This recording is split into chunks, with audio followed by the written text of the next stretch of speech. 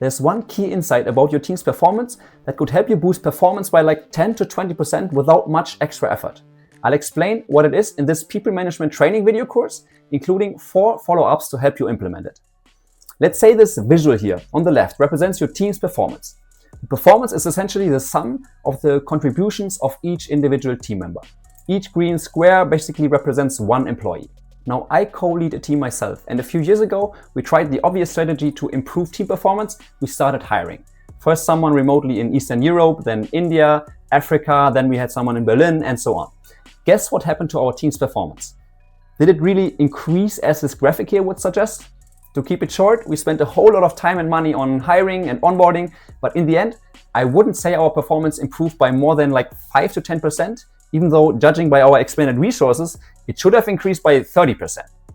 There are many possible reasons for this, of course, but I want to focus on one specific factor that I believe most managers overlook. Let's go back to the original team setup. When you think about your team, where would you say you currently are in terms of performance compared to the potential you could reach if both individual and collaborative performance were fully optimized? After speaking with more than 100 managers in the past few months, I believe a realistic estimate for most teams is that they are operating, in a good case, at about 80% of their potential. That means there's a lot of untapped performance potential without hiring a single additional person. And here's the point. Realizing the existing potential is much more cost effective than expanding your team.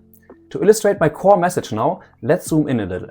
Is it really realistic to assume that every employee contributes equally to the team's performance?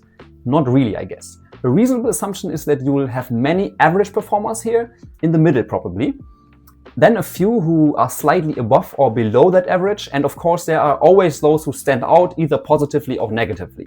Zooming out, this assumption forms what looks like a so-called normal distribution. That makes sense. Many natural phenomena like body hate, as shown here, follow a so-called normal distribution, so it would be logical to think that team performance does so too, right? Well, here's the key. For knowledge workers, so most of today's modern workforce, performance does not follow a normal distribution. But most team managers still act as if it does. Let's take a look at what the distribution actually looks like. We definitely have a group of typical performers, the bulk of our team members. But then the curve gets skewed. In real-world teams, there are many who perform a bit better than the norm, very few who perform worse, and then we have the outliers, a few individuals who perform exceptionally well. To emphasize this, let's assign relative performance values.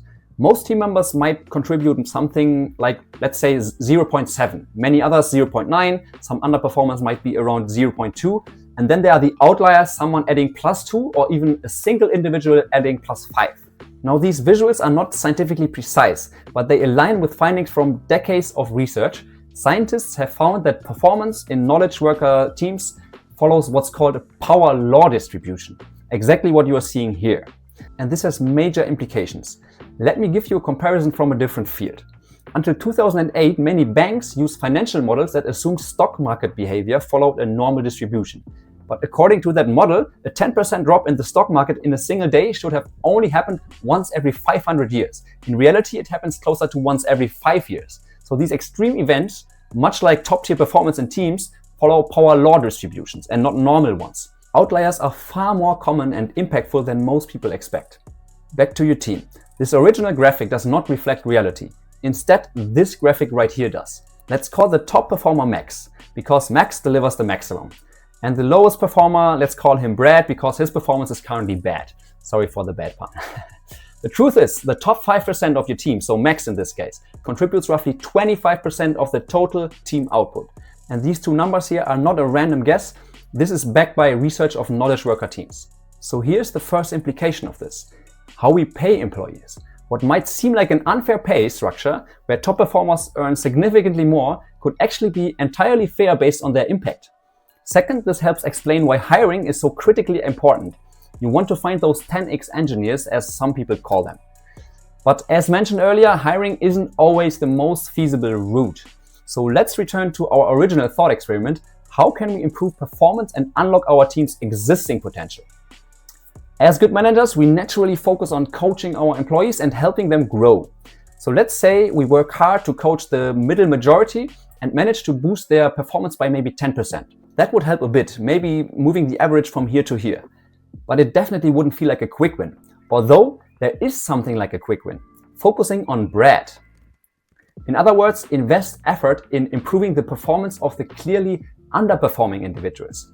It's usually way easier to coach a low performer into becoming average. The issue might be a skill gap, a confidence issue, or a motivational barrier, many of which are solvable. If you want to learn how, subscribe to our channel. But now let's look at the numbers again. If we improve all average performers by 10%, we might add a 0.4 to team performance. But if we coach just 2 underperformers from a 0.2 to a solid 0.7, we gain a +1 in total team performance just from focusing on 2 persons. So here's your practical follow-up. Try to sketch out a performance distribution chart for your team. Estimate where each individual falls. Pay particular attention to the extremes, the low and overperformers.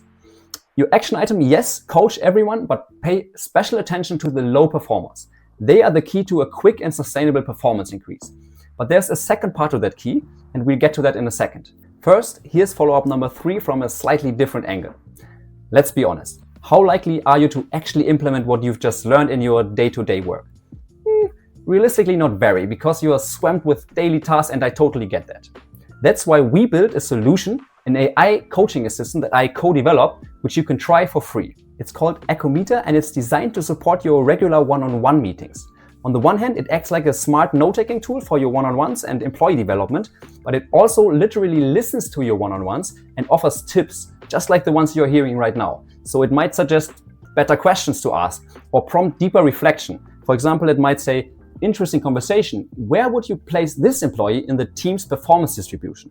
What does that imply for your coaching? So with Echometer, you've got a really smart companion to help you coach your team, backed by science. You can try it for free via the link below, and the license to coach your whole team is just $30, by the way. Okay, finally, follow-up number 4. We are already working on the breads in our team, but we should also be learning from Max. There's a reason these top performers are so good. They hold valuable knowledge, mental models, time management strategies, tools, workflows. Your team needs access to these insights. This could mean internal training sessions, for example. It could be structured peer learning sessions, or even pairing high and mid or low performers together for shared projects. Only when all of these practices come together do you start to see a truly meaningful, sustainable increase in performance, far more effective than many of these scattered initiatives managers typically try. And a big part of making these initiatives succeed is your leadership style. You might identify with servant leadership, transformational leadership, or authentic leadership, or even worse, you are freestyling your leadership style. Okay, the interesting part, according to recent research, one leadership style, you could say, stands out as the most effective one. And that's exactly what we'll cover in part 3 of this free people management training course. We'll be publishing new training videos every Wednesday, and we'll soon be sharing a checklist to help you become the kind of leader who truly boosts performance and earns respect from their team. Yes, if that sounds interesting, make sure to subscribe, and I'll see you in the next video.